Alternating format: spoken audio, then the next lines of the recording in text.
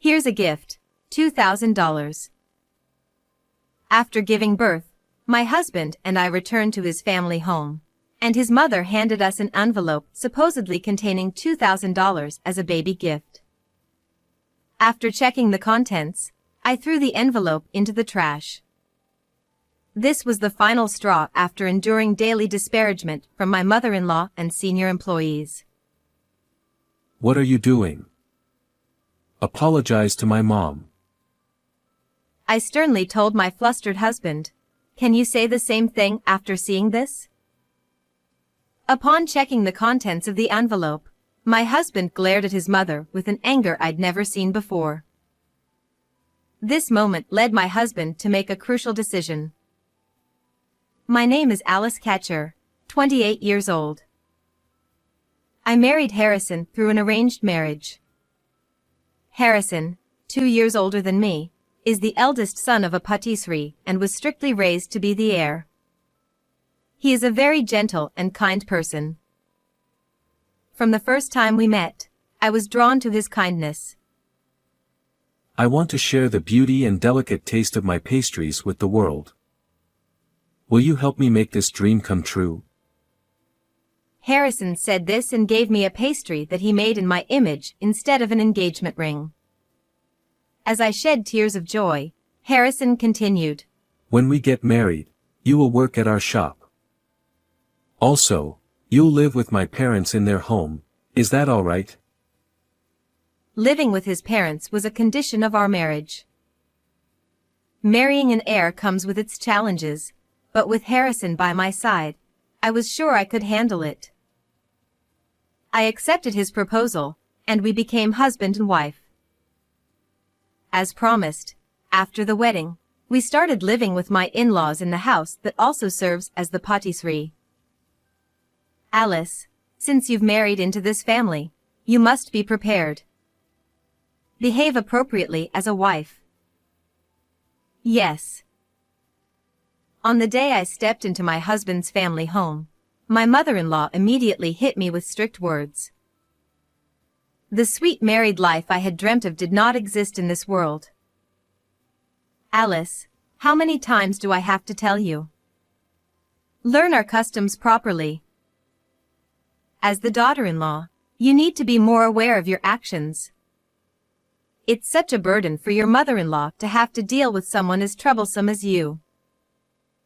Every day, I was belittled by my mother-in-law and senior female employees. My father-in-law was quiet and didn't speak much, but whenever he was around, the tension would peak, making me so nervous that I would make mistakes.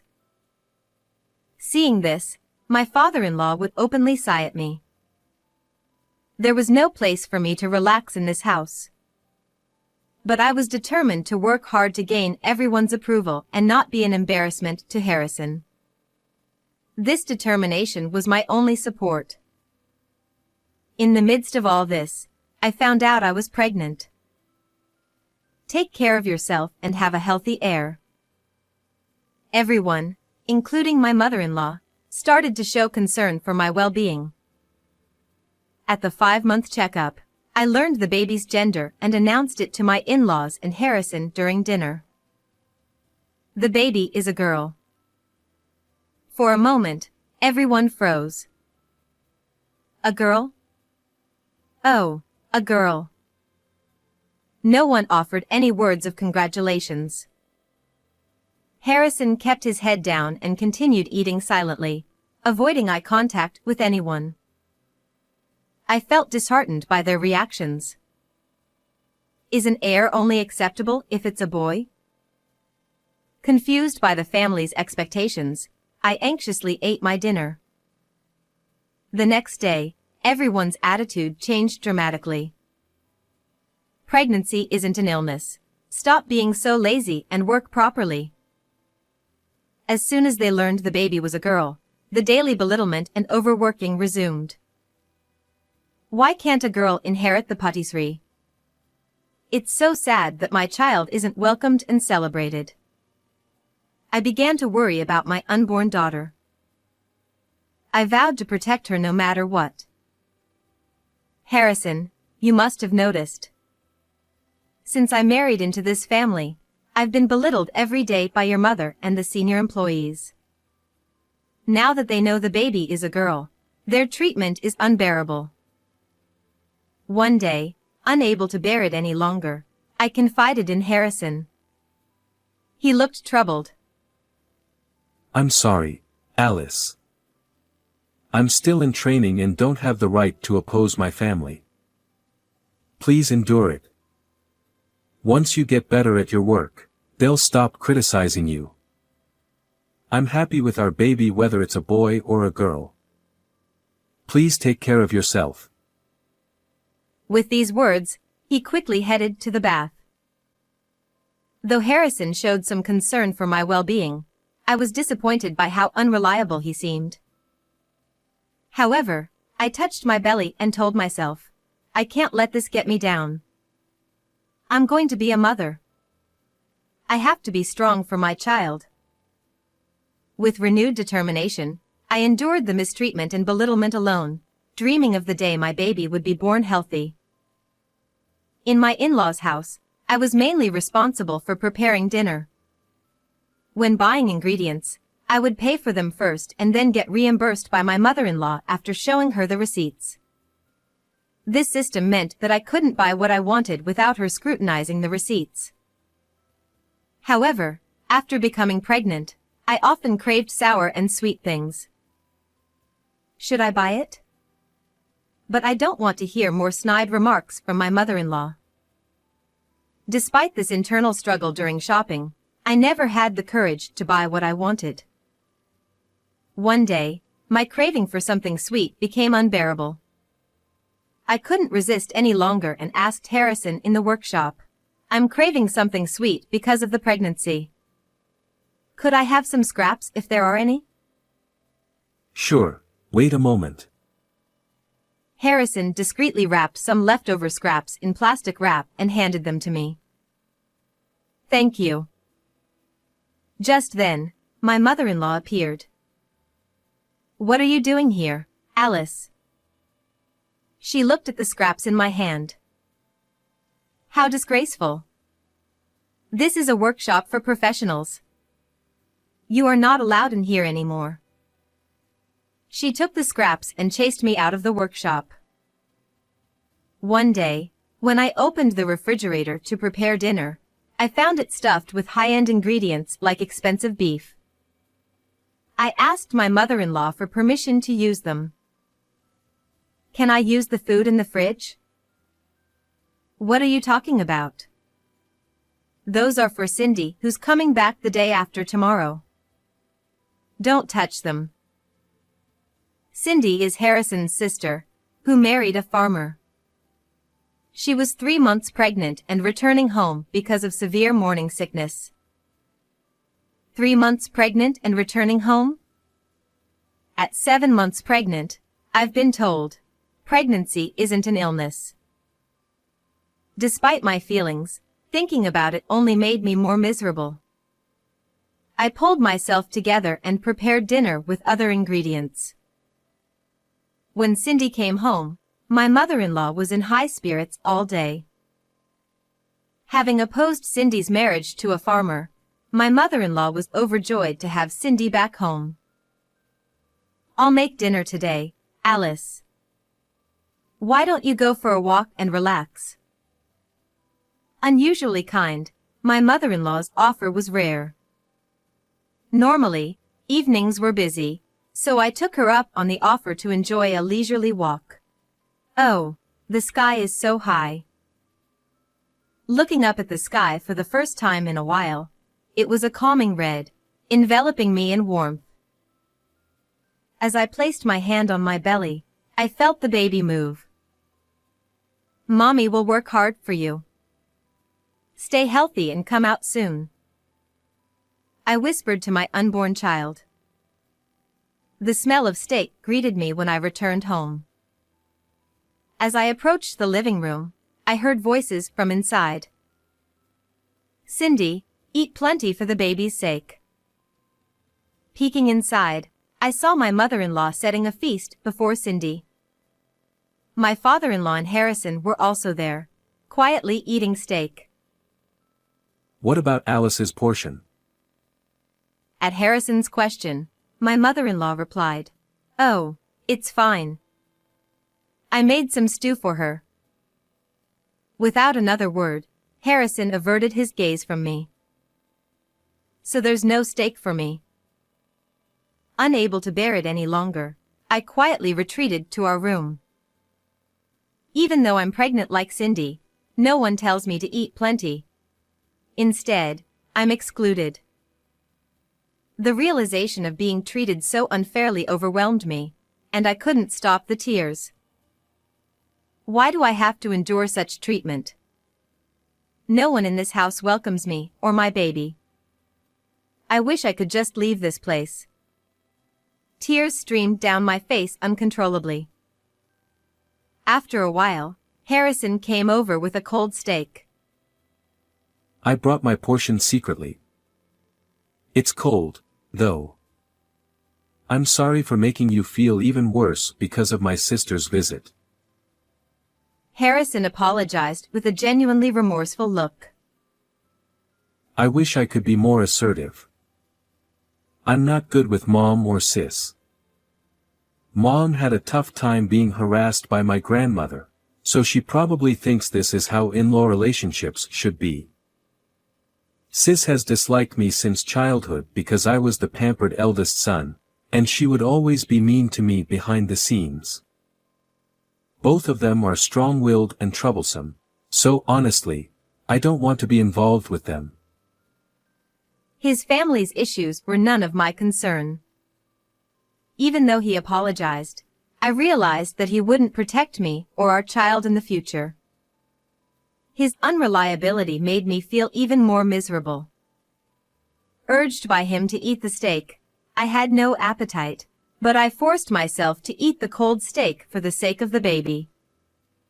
Despite the steak being high quality, I couldn't taste anything.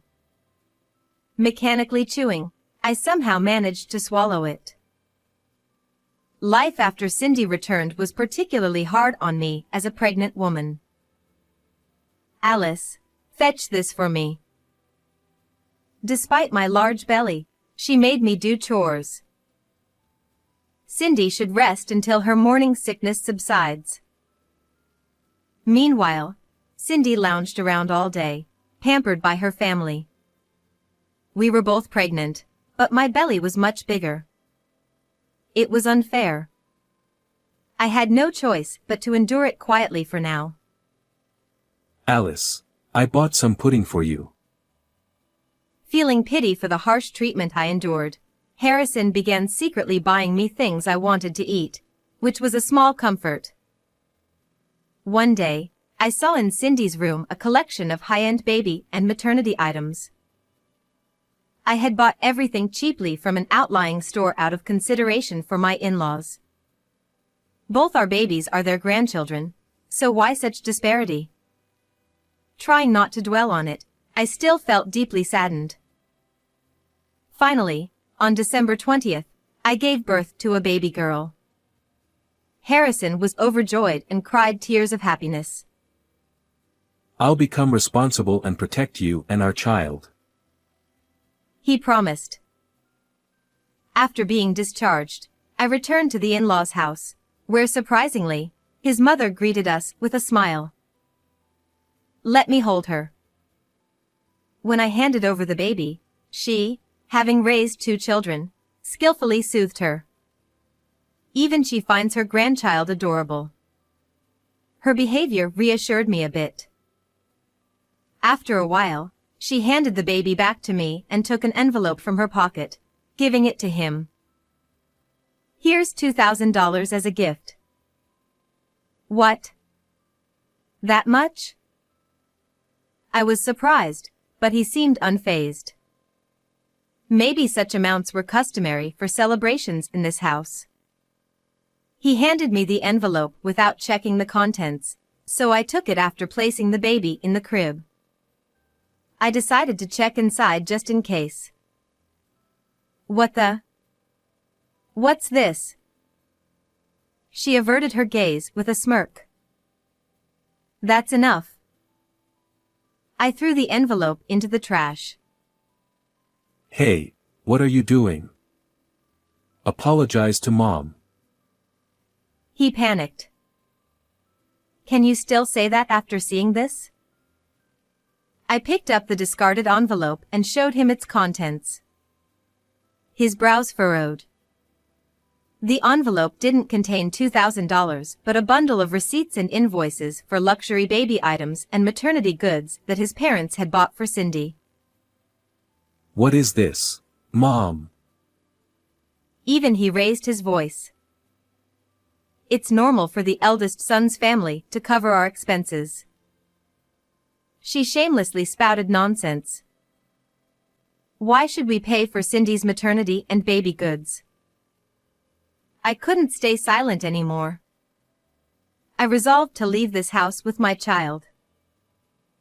At that moment, his low voice echoed. We're leaving this house. What? The room fell silent, and everyone, including me, looked at him. He glared at his mother with a rage I'd never seen before. What do you think we are?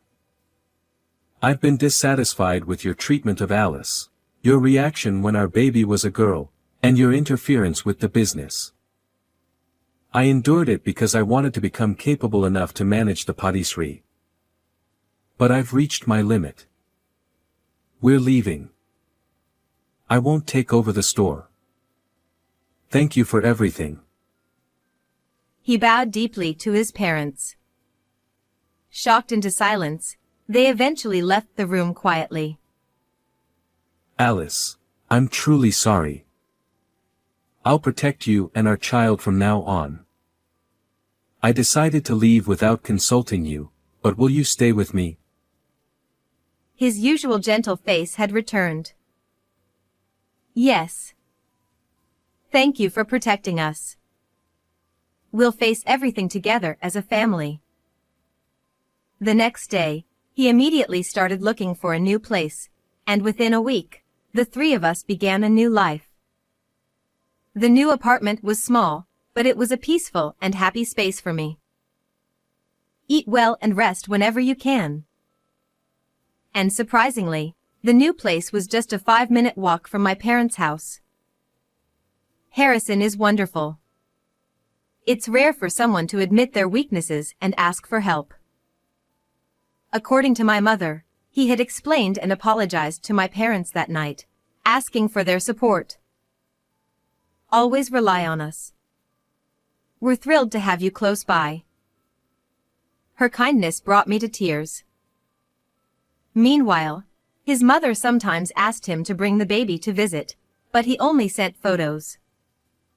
After discussing it, we decided it was best to keep some distance from his parents for a while, and we kept our new address secret. Thanks to that, we had peaceful days. Alice, we're running out of diapers. I'll go buy some.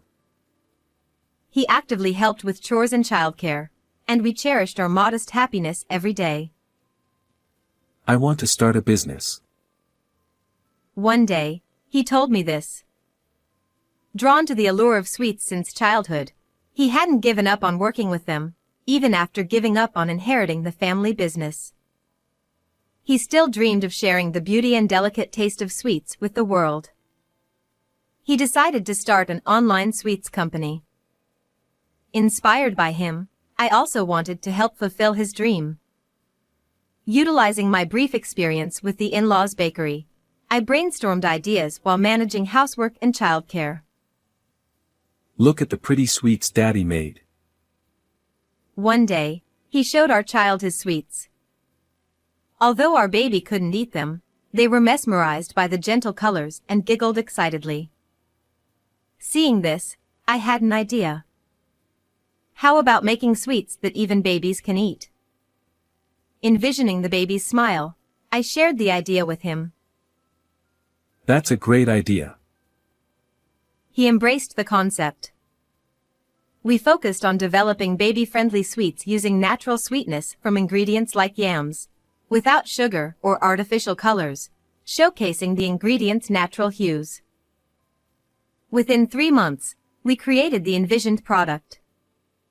Initially, we placed it in a friend's patisserie to gauge customer reactions, and it was surprisingly well received, praised as perfect for birthday parties. Encouraged, we began selling online, and it quickly became a hit. Featured in the media, our company grew steadily. As the business flourished, we were fully occupied with childcare and work, but by the time our daughter turned 2, the company had stabilized, generating consistent income. With more stability, I began thinking about his family. After we left, Cindy developed preeclampsia and was hospitalized. Her unhealthy diet of high-calorie foods and lack of exercise likely contributed. Though she had a difficult pregnancy, she gave birth to a healthy baby boy, which must have relieved everyone. Unfortunately, his family's patisserie struggled without him and eventually closed. What happened to your parents after closing the shop? I asked him. They were living modestly on their pension. Though I had few fond memories, they had raised him. 2 years had passed since we left the in-laws' house, and as my anger subsided, I discussed with him the idea of giving them $2,000 each as a birthday present. This amount came from what his mother had mentioned as a birth gift. I wasn't sure if she remembered, but if she did, I hoped it would prompt her to reflect. Later, we received a call informing us that the money had arrived, and they were very pleased. While we weren't ready to visit yet, I believed time would heal things.